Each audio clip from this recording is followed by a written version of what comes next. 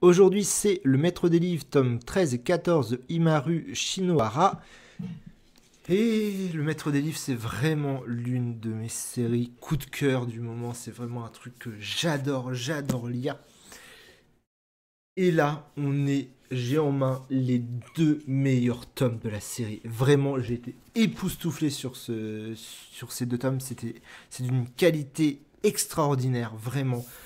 Alors que les deux ont un thème vraiment très différent. Et ça, c'est incroyable.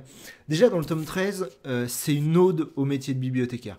On en sait un peu plus sur comment s'est formée la Rose Ternière, donc la bibliothèque, et on suit un peu, dans un flashback, les débuts de cette bibliothèque, comment il arrange et tout ça, et comment les trois employés s'apprivoisent, dont Tête de Champignon, qui n'est pas l'homme le plus social du monde. Et donc, il y a toujours cette douceur et cette mélancolie teintée d'espoir dans le Maître des Livres qui est fantastique. Et on le retrouve très bien dans ce 13e tome. C'est génial. Puis il y a cette ode au métier de bibliothécaire qui est génial, qui est vraiment génial.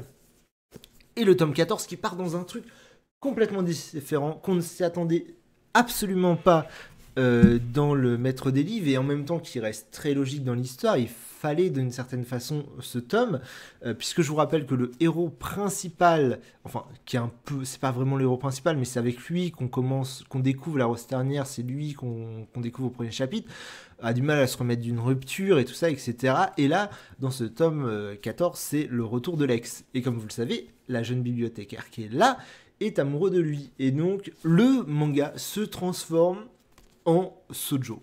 Honnêtement, c'est le tome shoujo. Alors, ça dure pas tout le tome, il y a juste le dernier chapitre où on reprend pas on reprend le cours des choses, mais on reprend les autres thèmes, mais clairement, l'auteur fait avec ce tome une incursion dans le shoujo, dans l'histoire d'amour, mais toujours avec cette manière de raconter qui est propre à la série Les Maîtres des Livres, avec, comme j'ai dit, cette douceur, cette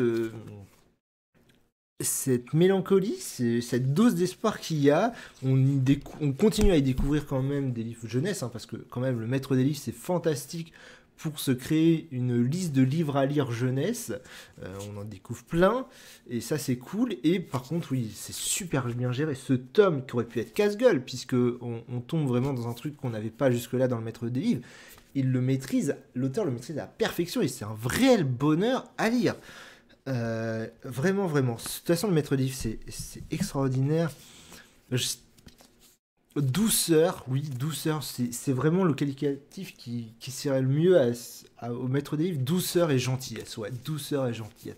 Voilà ce qui pourrait résumer la série, et ces deux tomes sont vraiment les meilleurs de la série pour l'instant, avec deux thèmes extraordinaires. Je veux dire, le thème de l'amour et le thème de la bibliothèque, même au-delà de ça, de l'environnement de travail aussi. Il y a cette question-là aussi dans le tome 13, de comment travailler avec des gens qu'on ne connaît pas forcément, qui ont des personnalités très différentes. C'est vraiment extraordinaire. En plus, il y a toute cette partie sur quels sont les devoirs d'un bibliothécaire et tout ça. Bref, c'est génial.